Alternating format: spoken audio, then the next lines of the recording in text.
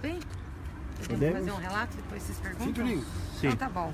Olha, o presidente está muito bem, firme como sempre, indignado, né, ainda mais com essa notícia da nomeação do seu algoz como ministro da Justiça.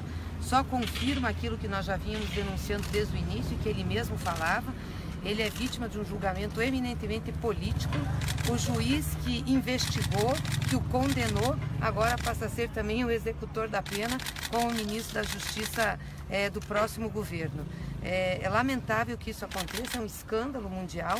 Aliás, basta ver as manchetes e a abordagem que os jornais internacionais estão fazendo do caso.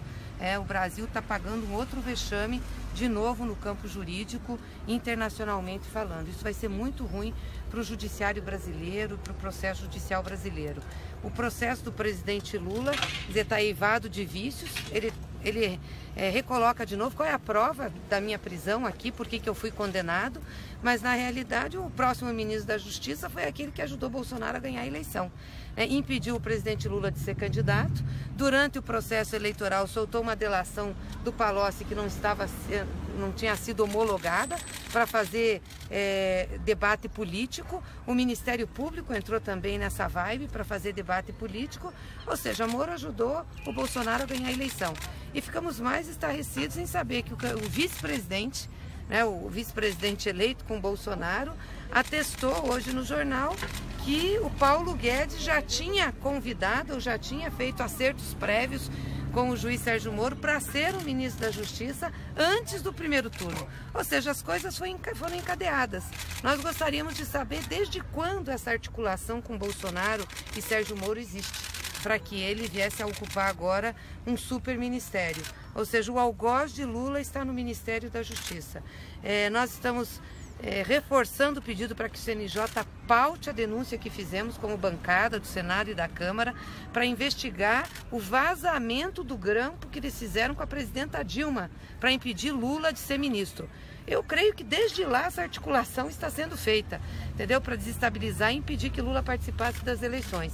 E estamos pedindo para adendar essa denúncia no CNJ, exatamente com os fatos recentes da campanha e agora com essa situação em que Sérgio Moro é alçado a superministro da Justiça. Nós consideramos isso um escândalo, a denúncia internacional vai acontecer, os advogados estão tomando as providências, mas isso só confirma, absolutamente confirma aquilo que nós dizíamos. O processo que condenou Lula é um processo absolutamente político. Está preso aqui não é porque cometeu crime, não cometeu crime, está preso aqui para não ter sido candidato a presidente para proporcionar que Jair Bolsonaro ganhasse as eleições. Eu acho que isso fica evidenciado hoje para nós com esse convite e esse aceite do juiz Sérgio Moro para ser o ministro da Justiça. Qual foi a reação do Lula ao saber do superministério que o Moro foi convidado?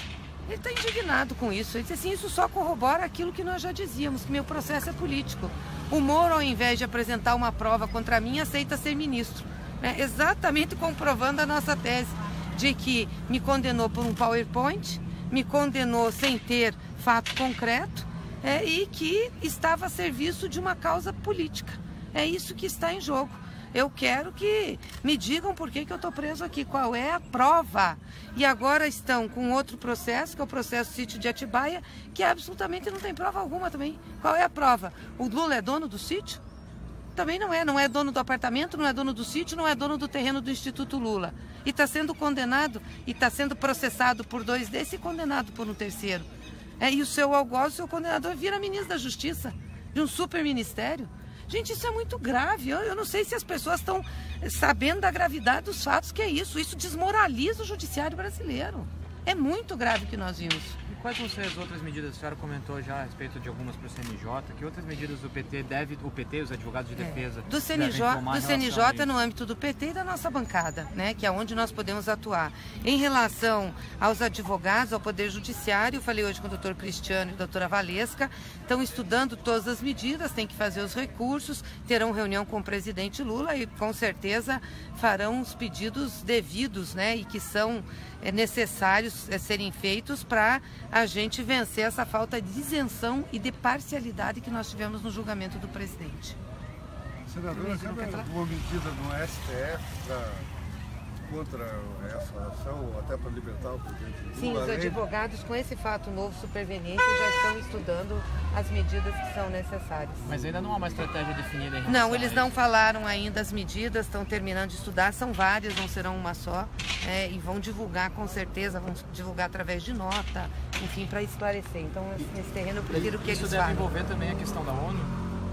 Com certeza envolve, até porque um fato importante foi a decisão da ONU não ter sido considerada pelo Judiciário brasileiro, nem pelo Supremo, nem por uma outra instância, e ela foi reiterada, então com certeza cabe.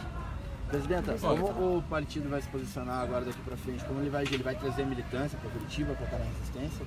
Olha, a resistência nós sempre fizemos e vamos continuar fazendo. A campanha Lula Livre faz parte da nossa vida partidária, e vamos continuar denunciando isso, mobilizando a militância. O que nós queremos para Lula é justiça, nós queremos um processo justo, só isso, um julgamento justo, nada mais. Nem mais nem menos que qualquer outra pessoa teria. Só que o que está acontecendo, e hoje ficou cabal a prova disso, é um julgamento político. Olha, o outro tema que foi discutido na reunião, esse foi o tema prioritário, foi uma avaliação desses primeiros passos do governo Bolsonaro. Quer dizer, de um lado, ele repete a estratégia do governo Collor de criar um Ministério da Economia que reúne o Ministério da Fazenda, Planejamento, Orçamento e Gestão e o Ministério de Desenvolvimento, Indústria e Comércio, num único superministério. Qual é o problema desse movimento? É que a experiência mostra que isso dificulta muito a gestão do Estado. O Ministério do Planejamento, além de toda a gestão de pessoal, e hoje está aqui quem era o responsável por essa negociação de todas as carreiras do funcionalismo, negociações salariais, do plano plurianual, da lei de diretrizes orçamentárias, da gestão do orçamento no dia a dia, é quem faz a interface com todos os ministérios do governo. Então você preserva a Fazenda para cumprir a missão essencial dela, que é o quê? A consistência macroeconômica, a responsabilidade fiscal e o crescimento da economia. Você está sobrecarregando um único ministro, e é um ministro que não tem nenhuma experiência de administração pública. Senão eu acho que ele refletiria muito em fazer uma aventura dessa natureza. E você está desconstruindo o Ministério da Indústria, que esse mês cresceu menos 1,8%. Não tem mais interlocução no governo, eles vão esvaziar o Banco Nacional de Desenvolvimento Econômico e Social. Então o que representa isso? A manutenção da emenda constitucional 25, daquele teto declinante dos gastos. Nós vamos ter um ajuste neoliberal selvagem no país. E as consequências sociais serão graves.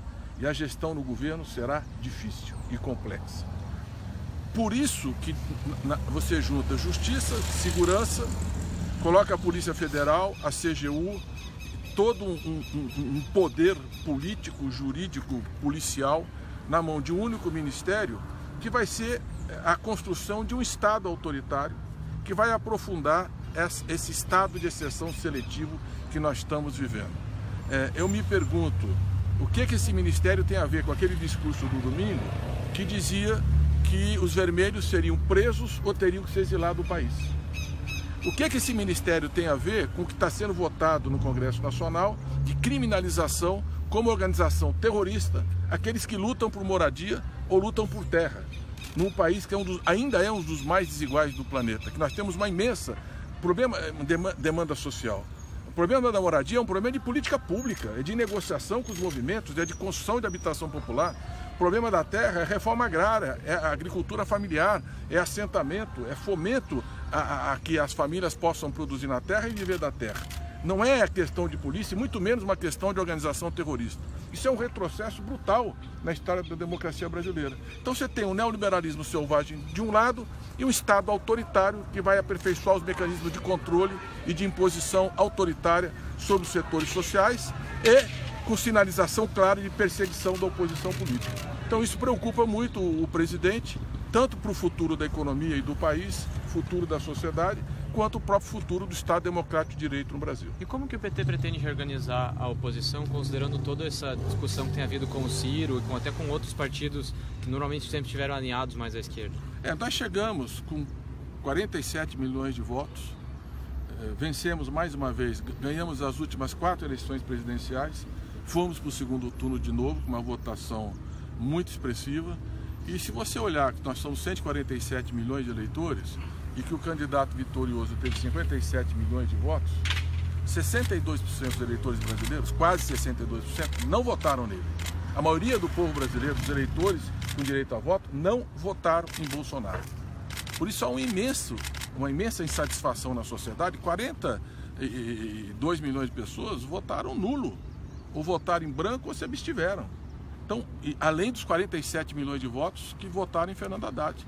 Então nós temos, e uma parte dos eleitores de Bolsonaro votaram por insatisfação, por essa crise de representação política, votaram inclusive com pouca informação, uma campanha que não teve um debate, que o candidato usou todos os tipos de pretexto para fugir de uma discussão transparente. Eu o conheço há 28 anos, chegamos na Câmara dos Deputados juntos, ele não aguenta o debate sobre qualquer matéria relevante nesse país, é por isso que ele fugiu. Então o tempo vai mostrar, infelizmente nós só vamos descobrir isso depois da eleição.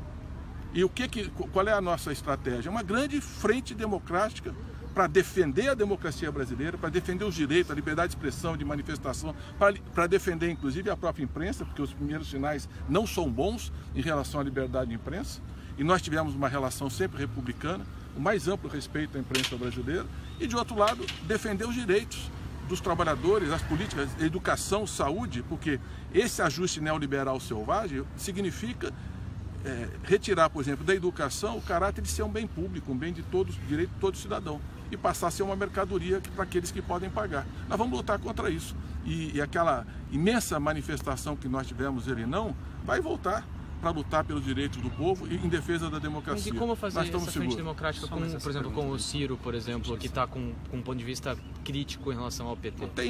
Nós vamos chamar todos aqueles que têm compromisso com a democracia e com a defesa de direitos. E todos aqueles vão refletir e vão avaliar, e eu não vou discutir casos específicos. Isso inclui inclusive partidos normalmente, tradicionalmente rivais, como o PSDB, por exemplo? Evidente, e o PSDB, nós tivemos lideranças importantes do PSDB que não só sinalizaram o voto em Haddad, alguns não sinalizaram, mas manifestaram claramente a insatisfação, por exemplo, com aquele discurso do domingo, por exemplo, com a ameaça ao Supremo Tribunal Federal. O próprio Fernando Henrique Cardoso teve manifestação. O PSDB, que tem uma memória em Mário Covas, Teotônio Vilela, Franco Montoro, esse PSDB seguramente estará conosco na luta democrática. Agora, há um outro PSDB de Dória, que é um PSDB totalmente alinhado com esse governo de extrema direita, que o mundo inteiro está perplexo. O mundo inteiro está se questionando que caminho é esse que o Brasil está percorrendo. A liberdade vai vencer o autorismo e a repressão. E a democracia vai derrotar essas propostas autoritárias. É isso que nós vamos lutar. E quem lutou está muito orgulhoso do que fez. Pessoal, acho que encerrou então. Vamos ali para a vigília. Obrigado.